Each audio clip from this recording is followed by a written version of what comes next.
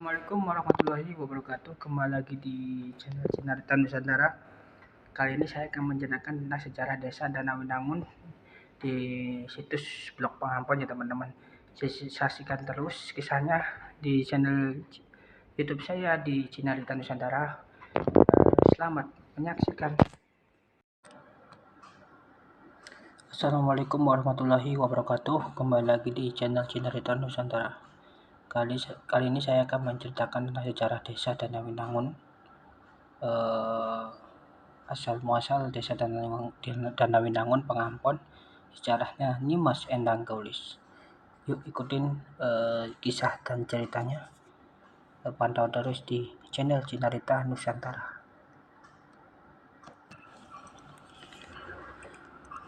Sejarah Nyimas Endang Gaulis dan tradisi ngunjung buyut di Pengampon, desa Danawinangun, Kecamatan Kelangenan, Kabupaten Cirebon. Penjelasan Nyimas Endang Gaulis yang terletak di blok Pengampon, Kulon, RT RW 1 nomor 1, tepatnya di belakang kantor Balai Desa Danawinangun, Kecamatan Jamblang, Kabupaten Cirebon. Antar penjelasan Nyimas Endang Gaulis dan kantor Balai Desa Danawinangun berada di sisi barat jalan Raya Nyimas Endang Gaulis, Kelangenan, Panguragan. Dalam menyusun sejarah ini, saya akan menceritakan tentang asal muasalnya nama Pengampon. Bermula dari sejarah Nyimas Endang Gaulis. Nyimas Endang Gaulis adalah salah satu seorang dari istri Pangeran Cakrabuana, yaitu uak dari Syekh Sarwidayatullah, yang pada masa itu beliau pernah tinggal dan menetap beberapa waktu lalu di daerah yang namanya Pengampon, yang masih termasuk bagian dari wilayah Desa Danawinangun, Kecamatan Kelangenan, Kabupaten Cirebon.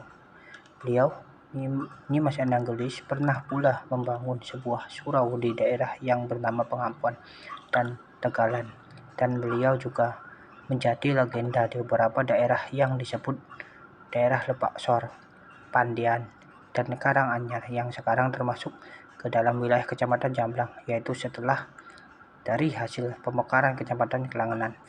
Konon katanya, menurut cerita dari turun-temurun, kantor Balai Desa Danawinangun yang sekarang, yaitu bagian kantor belakangnya, adalah dulunya lokasi tempat di mana beliau tinggal atau rumah beliau, yang merupakan bagian beranda depan rumahnya, yaitu rumahnya Nyimas Endang Gaulis di masa lalu. Kemudian Nyai Endang Gaulis di masa lalu, kemudian aula pedalasan yang sekarang yang sering digunakan seperti altar untuk berdoa atau tahlilan, adalah merupakan rumah bagian belakang beliau atau Nyai Endang Gaulis di masa lalu. Begitu juga Masjid Jami yang lokasinya di blok Pengampon, yang letaknya tepat di depan balai desa, adalah konon lokasi di mana saat beliau dahulu pernah membangun sebuah surau.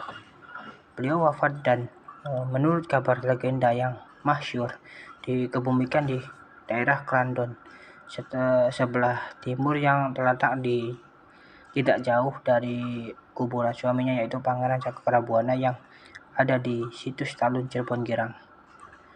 Suami istri ini di masa lalunya dulu banyak berkeliling ke daerah-daerah khususnya di wilayah Cirebon, hingga meninggalkan bekas jejak-jejak sejarah yang banyak dan yang selalu dikenang dari turun-temurun, dari generasi ke generasi, dengan berbagai macam adat, tradisi, budaya, dan lain-lain. Begitu juga di Pengampon dan sekitarnya. Legenda ini bermula ketika beliau, Nyimas Endang Gaulis, pertama kali memasuki daerah yang sekarang bernama Pengampon ini. Beliau terjatuh terlilit oleh sebuah tanaman rambat, yaitu sejenis walu atau labu batik, labu Cina atau labu merah. Maka di saat itu beliau merasa tersadar bahwa sebagai manusia beliau merasa ada kesalahan dalam dirinya, sehingga serta-merta beliau kemudian memohon ampunan kepada Yang Maha Kuasa.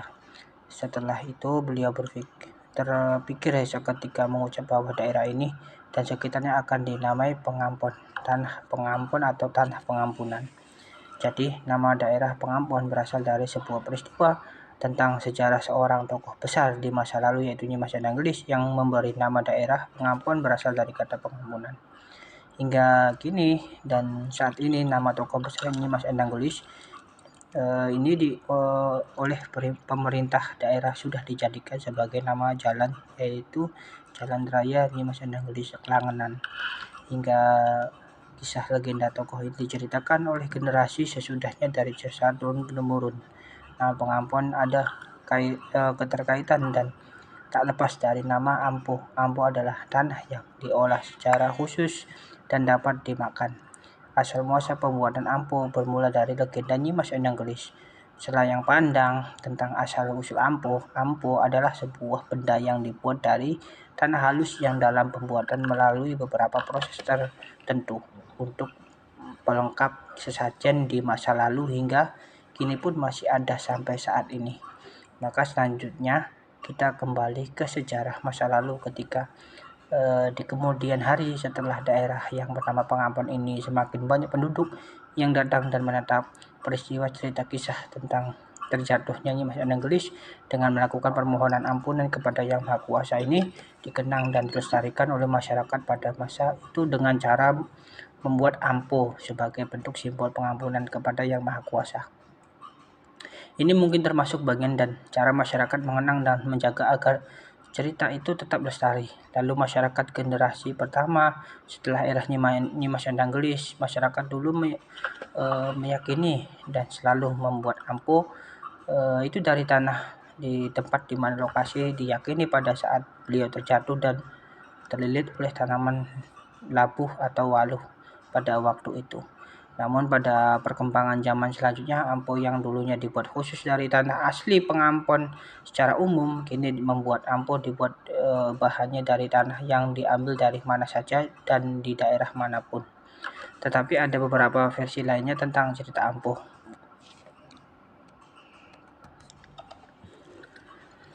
Di antaranya menurut narasumber Bapak Dimyati bahwa ampuh telah dibuat jauh sebelum era Nyimas Endang Gelis berada di daerah Pengampon. Pembuatan dan penyuguhan ampuh pun dari beberapa generasi hingga sekarang. Sebagian masyarakat masih ada sebagian saat ini dan masih ada sebagian kecil masyarakat yang masih membuatnya, yaitu di daerah Tegalan, Jamblang.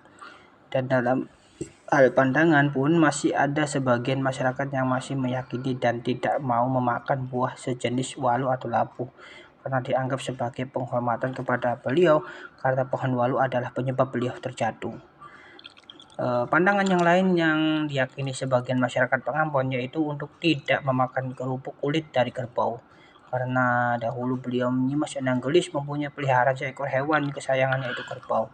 Kita masih bisa melihat pada saat ini di situs Pangeran Cakrabuana di Talun, Cirebon Girang pada sebuah pintu gerbang utama ada dua patung hewan yaitu pertama adalah patung harimau yang merupakan simbol kebesaran Sang Prabu Siliwangi dan yang kedua adalah patung kerbau yang merupakan simbol dari binatang kesayangan sang istri Pangeran Cakrabuana yakni Nyimas Endang Gelis. Tradisi sebagian masyarakat sekarang dikala penyuguhan ampuh kadang tidak ketinggalan di saat sebagian masyarakat menganggap sebuah syarat ritual sesaji atau sesuguhan bagi yang mempunyai hajat besar seperti membuat rumah atau bangunan, pernikahan, khitanan, 7 bulanan dan memulai tandur ataupun awal panen serta dan lain-lain dapat melaksanakan ritual sesaji. Biasanya sebagai masyarakat akan memanggil para agamawan untuk mendoakan arwah leluhur, segenap muslimin dan juga mendoakan keluarga khususnya yang bagi yang sedang punya hajat itu sendiri. Oleh karena itu, sebagian besar masyarakat sangat menghormati, mengingat dan ingin selalu mengenang sosok leluhur yang telah tiada. Maka tidak heran ketika dari dulu hingga kini banyak masyarakat yang datang berkunjung ke daerah Patilasan di Pengampon dalam rangka tabarukan, bertawasul, wasilah, tahlil, dan berdoa. Serta banyak juga yang mengambil air di sumur yang ada di Patilasan yang diyakini masyarakat sebagai sumber keramat peninggalan masa lalu milik Nyimas Endang Gelis yang dipercaya memiliki keberkahan dan mengandung karomah.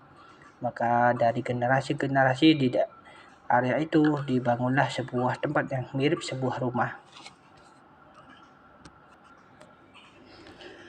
tapi di dalamnya ada ruang penyimpanan benda-benda pusaka, ada aula utama untuk tempat para pengunjung berdoa, ada juga aula khusus untuk perempuan dikala melakukan ritual seperti ritual menyepi, puasa, wirid, dan zikir.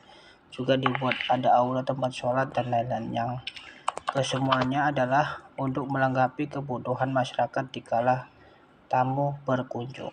Wallahu a'lam bishawab.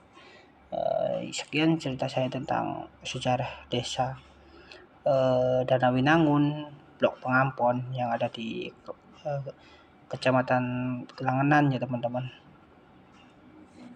di Kabupaten Cirebon. Semoga bermanfaat. Kurang lebihnya mohon maaf bila ada salah-salah kata dan kekurangan saya dalam bercerita. Sekian, terima kasih. Wassalamualaikum warahmatullahi wabarakatuh. Salam